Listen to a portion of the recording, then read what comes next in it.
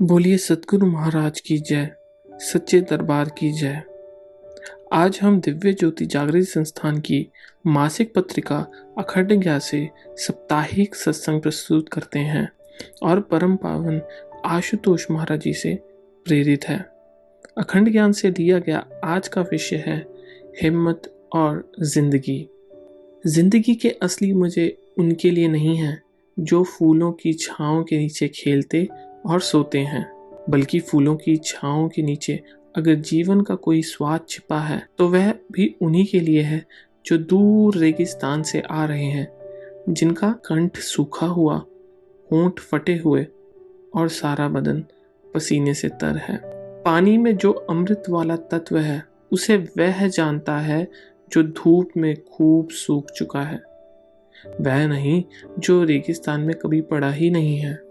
सुख देने वाली चीजें पहले भी थी और अब भी हैं।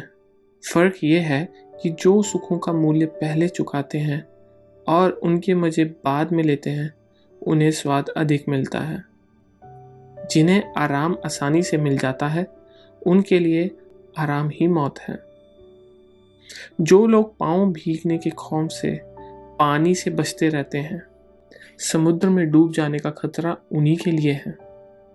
लहरों में तैरने का जिन्हें अभ्यास है, वह मोती लेकर बाहर आएंगे।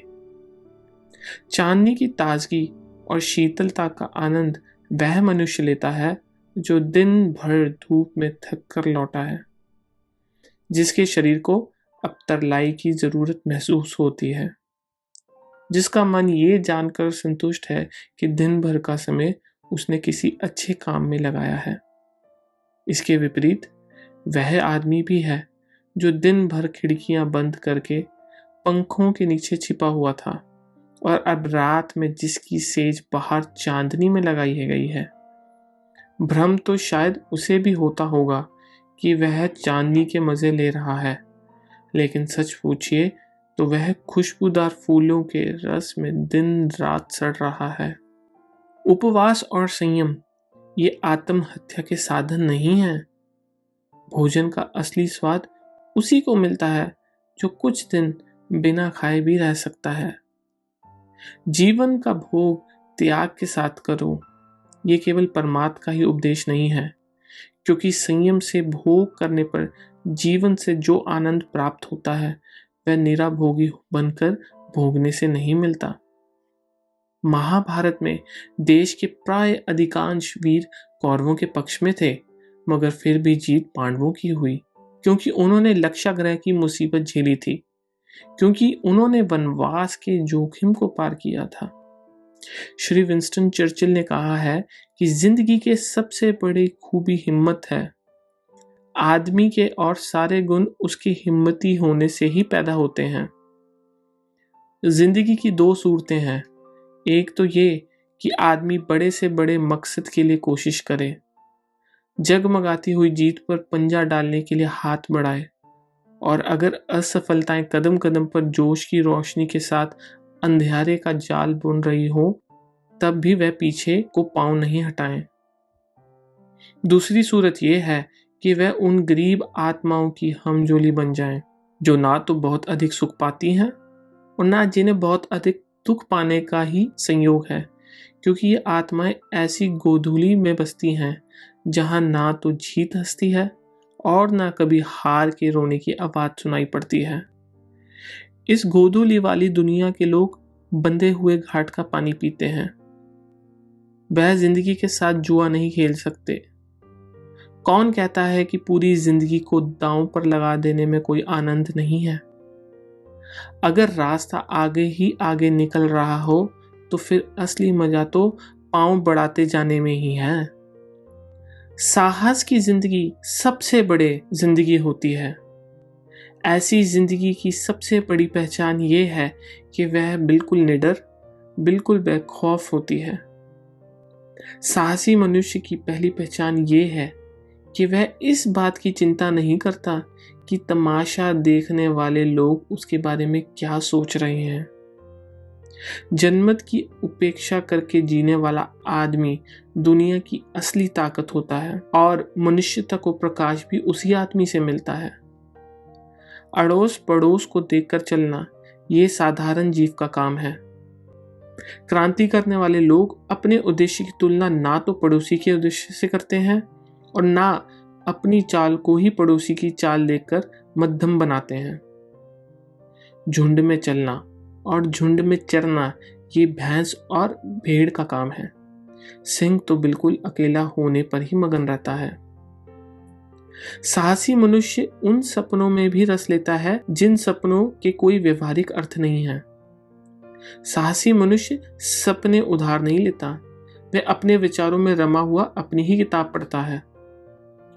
आर्नल्ड बेनेट ने एक जगह लिखा है कि जो आदमी ये महसूस करता है कि किसी महान निश्चय के समय वह साहस से काम नहीं ले सका, जिंदगी की चुनौती को कबूल नहीं कर सका, वह सुखी नहीं हो सकता। बड़े मौके पर साहस नहीं दिखाने वाला आदमी बराबर अपनी आत्मा के भीतर एक आवाज सुनता रहता है, एक ऐसी आवाज जिसे वही सुन सकता है, जिसे वह रोक भी नहीं पाता। यह आवाज उसे बराबर कहती रहती है, तुम साहस नहीं दिखा सके, तुम कायर की तरह भाग खड़े हुए। संसारिक अर्थ में हम जिसे सुख कहते हैं उसके ना मिलने से कहीं श्रेष्ठ दुख है कि मरने के समय हम अपनी आत्मा से धिक्कार सुने कि तुम में हिम्मत की कमी थी, कि तुम में साहस का अभाव था, कि तुम ठीक वक्त पर जिंदगी से भाग खड़े हुए। जिंदगी को ठीक से जीना हमेशा ही जोखिम झेलना है। जो आदमी सकुशल जीने के लिए जोखिम की हर जगह पर एक घेरा डालता है, वह अंततः अपने ही घेरों के बीच कैद हो जाता है। जिंदगी का कोई मजा उसे नहीं मिल पाता, क्योंकि जोखिम से बचने की कोशिश में असल में उसने जिंदगी को ही अपने आने से रोक रखा है। जिंदगी से अंत में हम उतना ही पाते हैं जितने की उसमें पूंजी लगाते हैं। ये पूंजी लगाना जिंदगी के संकटों का सामना करना है, उसके उस पन्ने को उलट कर पढ़ना है जिसके सभी अक्षर फूलों से नहीं कुछ अंगारों से भी लिखे गए हैं। जिंदगी का भेद उसे ही मालूम है जो ये जानकर चलता है कि जिंदगी कहीं भी खत्म होने वाली चीज नहीं है। अरे ओ जीवन के साधकों, अगर किनारे की मरी हुई सीपियों से ही तुम्हें संतोष हो जाए तो समुद्र के अंतराल में छिपे हुए मोतिक कोश को कौन बाहर लाएगा? वह चीज भी तुम्हारी हो सकती है जिसे तुम अपनी पहुंच के परे मानकर लौटे जा रहे हो। कामना का दामन छोटा मत करो, जिंदगी के फल को दोनों हाथों से दबाकर निचोड़ो। रस की निर्झरी तुम्हारी बाहें भी बह सकती है। जीवन जुड़ा हुआ है सुघड़ एक ढांचे में, अलग अलग वह ढला करे किसके किसके सांचे में। ये अरण्य झुरमुट जो काटे अपनी राह बना ले, कृतदास ये नहीं किसी का जो चाहे अपना ले। जीवन उनका नहीं युधिष्ठिर जो उससे डरते हैं, वह उनका जो चरण रोक निर्भय होकर लटते हैं। ये पयोधी सबका मुख करता, विरत लवन कटु जल से, देता सुधा उन्हें जो मथते इस मदरांचल से। बिना चढ़े फुनगी पर जो चाहता सुधा फल पाना, पीना रस पीयूष किंतु ये मंदिर नहीं उठाना। खारा क्या जीवन समुद्र को वह ही छोड़ देता है, सुरा मणि रत्न कोश से पीठ फेर लेता है। भाग खड़ा होता जीवन से सयात सोच ये मन में, सुख का अक्षय कोश नहीं प्रक्षिप्त पड़ा है वन में। इस तरह के और अधिक लेख पढ़ने के लिए हमारी मासिक पत्रिका अखंड ज्ञान 3 भाषाओं हिंदी, अंग्रेजी और पंजाबी में उपलब्ध है। आप लिंक पर क्लिक करके सदस्यता ले सकते हैं। बोलिए सद्गुरु महाराज जी की जय, सच्चे दरबार की जय।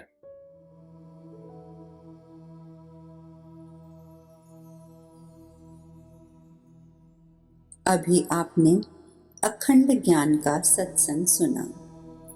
सर्वप्रथम मैं इसके लिए आभार प्रकट करती हूँ और आपसे प्रार्थना करती हूँ कि आप सब विश्रामदायक स्थिति में बैठ जाएं। अपने नेत्रों को बंद कर लें। अपना ध्यान सांसों पर केंद्रित करें। एक लंबी गहरी सांस पेट तक भरें, कुछ क्षण रोकें और अब पेट को अंदर खींचते हुए सांस को बाहर छोड़ दें। इस प्रकार इन आती जाती सांसों के द्वारा आप शांति के महत्वपूर्ण क्षणों का पूर्ण आनंद लें और इसके साथ साथ विचार करें कि अखंड ज्ञान से आपने आज जो सत्संग सुना है उसकी शिक्षा को आप किस प्रकार अपने जीवन में उतार सकते हैं।